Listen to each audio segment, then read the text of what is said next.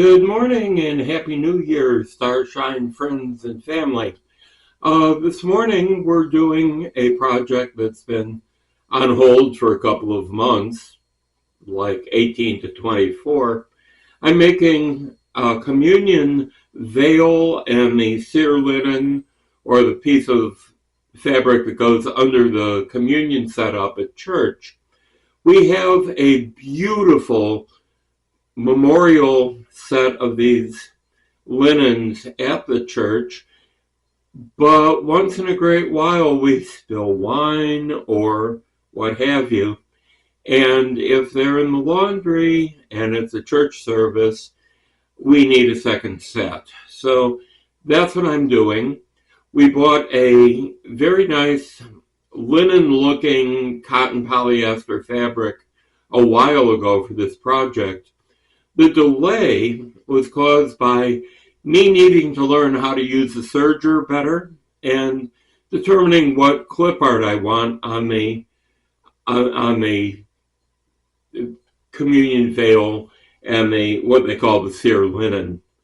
So, without any further ado, I'm going to get started. We're going to look at the cutting, setting up the embroidery machine, and rolled edges on the serger. So that's the project for the day. I'm glad that you're here, and we'll get started. Well, here we are at the cutting table.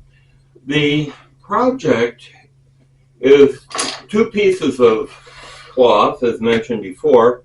The first one is approximately 30 by 30. The second is approximately 20 by 20. So what I'm going to do is actually cut a little bit large. I'll probably go 32 by 32. For one thing, the measurements are not exact.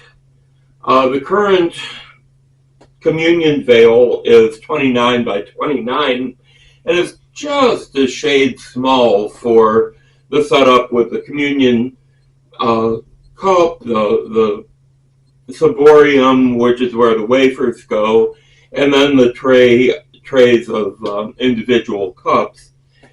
So I'm thinking 32 by 32, approximate.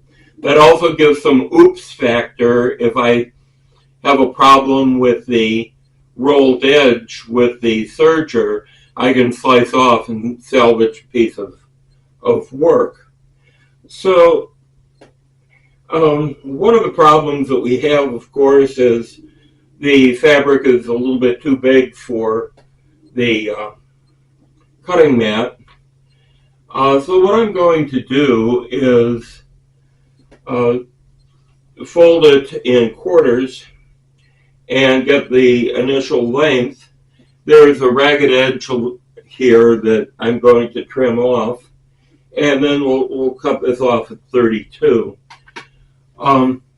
These rolling ruler cutters are just phenomenal.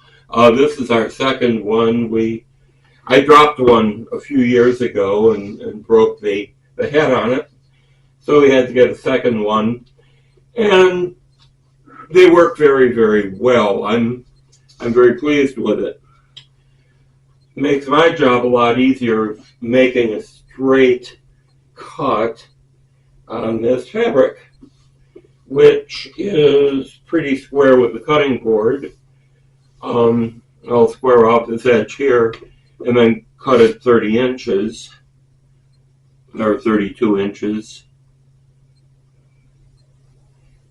There we go, and we cut.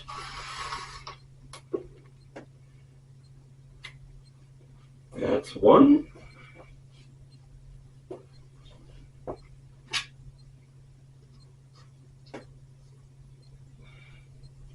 Now, I don't know if people who really know how to sew are shuddering at how I do this.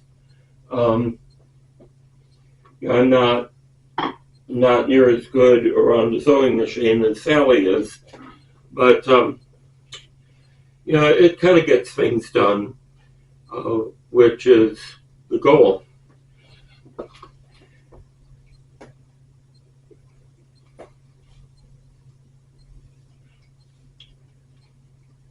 One of the other nice things about a project like this is probably your closest person to look at it is 8 to 10 feet away. Okay, so there's 32 inches for the first side. And let's see what we've got over here. Good.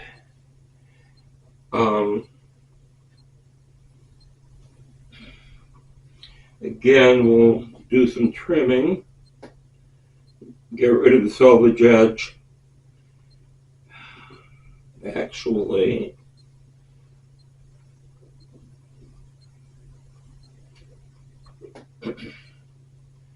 on this cut,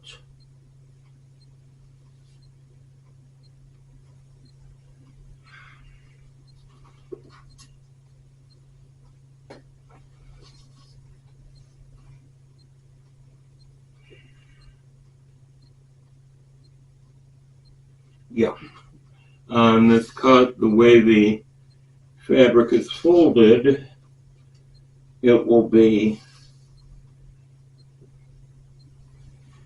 cut here at 16 inches. I'm going to double check that measurement. Now, what I probably ought to do is just fold it once here,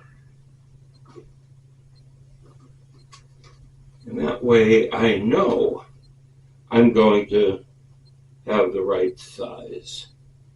Makes a lot more sense that way. Yeah, that's the ticket. That's cool. So, good.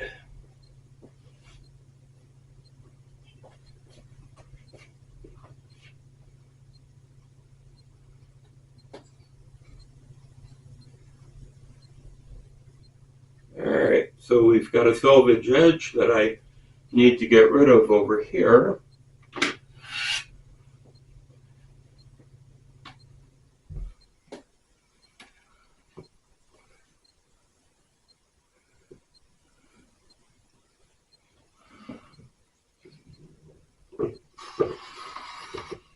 Good.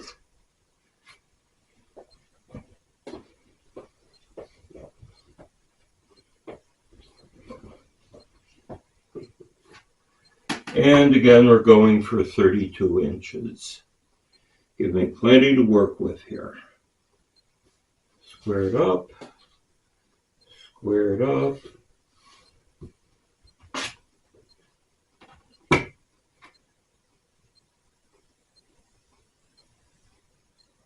"32 inches. Good.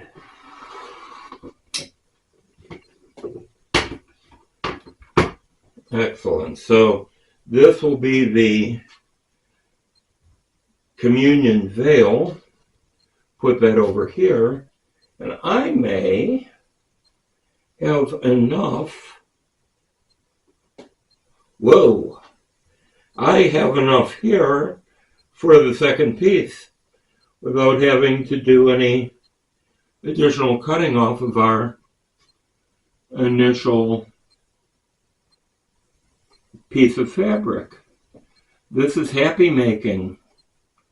This is about, yeah, I can cut a 20 by 20 off of here. Excellent. So I'll just go ahead and do that.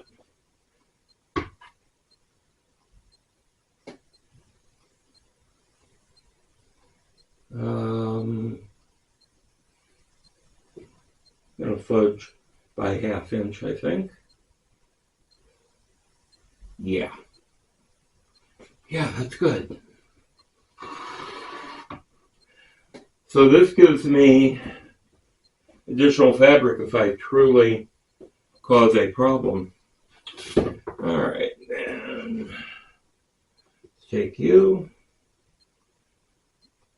flip you over, square you up.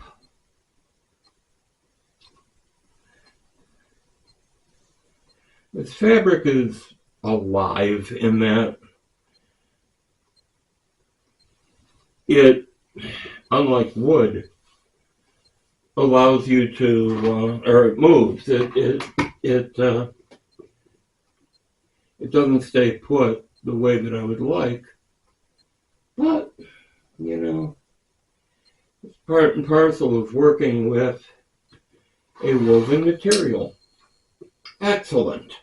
Okay, so we are ready to go over to the embroidery machine. So I'm going to go get the hoops and what have you to get this set up. And we'll go ahead and do the embroidery first and then the rolled edges on the serger.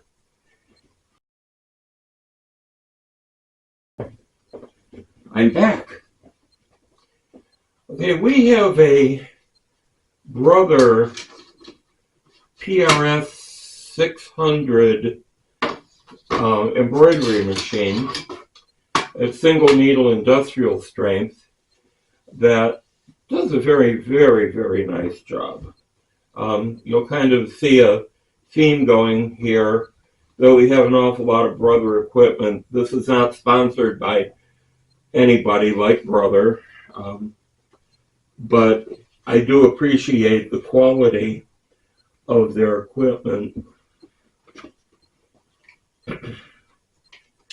What I'm doing here is getting my stabilizer ready to go for under the design.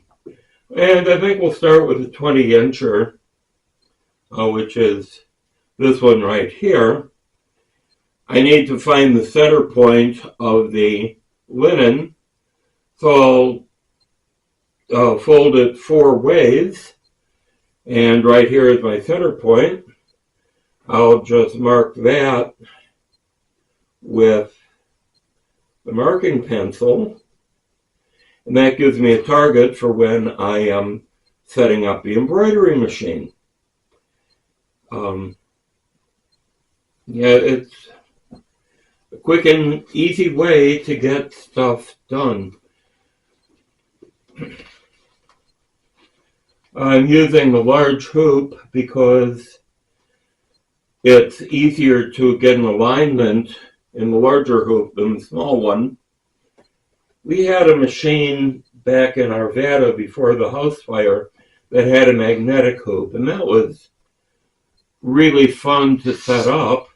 But unfortunately, there were problems with the machine, and the magnetic hoop never worked properly with the machine itself. The magnets threw off the XY bed, I guess. Never did get that thing to work properly, but it was a neat hoop. So we have the fabric in the hoop, and it's square to the hoop. Tighten it up a little bit. Yeah, that'll work just famously. And cinch it in. We're good. I'm going to stop the film. I'm going to get the embroidery machine set up. We're going to watch this work a little bit. It's kind of fun. This is our Brother embroidery machine. It's a PRS 100. Forgot the model number. A single needle industrial strength sewing machine. I've already oiled it for this morning. Every time you start the machine, you're supposed to oil it, and that works for me. Yet the cost of these higher end embroidery machines, it's worth doing the proper maintenance on them. So, as noted, I'm using the larger hoop, so I need to set that up. And I need to get the design in from our control computer. we start.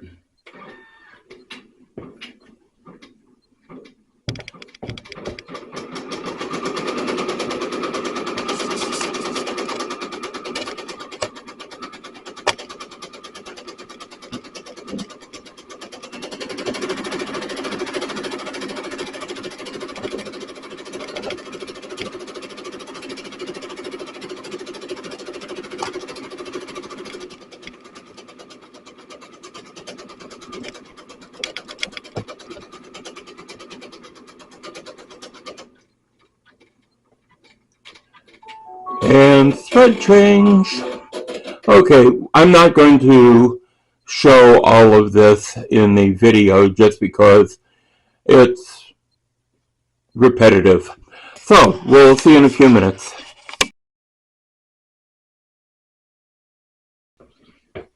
Well, the embroidery is finished. Here's the image that was embroidered. It's very simple. It's from a Concordia Publishing House collection of clip art that is related to the Lutheran Service Book Hymnal. The copyright on this particular clip art allows for non-commercial use within the church, and this qualifies as non-commercial use just because they expected the clip art to be printed rather than digitized and sewn shouldn't cause a problem. So the next thing we'll do is pull this out of the hoop and do the rolled edges in gray, and we'll be ready to iron this and put it in production. So again, probably watching the serger run is not a lot of interest, so I'll show you the finished project, but this is really all that I'm doing today for the project. Thank you. And here's the finished project for the cloth for under the communion wear. The only difference between this and the communion veil is the cross and chalice will be about a third of the way up on the front side, and aside from that, everything's going to be exactly the same. So we'll get this ironed and taken over to church and consecrated and put it into production. Thank you for watching. We will see you sometime in the very near future. I hope you again have a very blessed New Year. Thank you.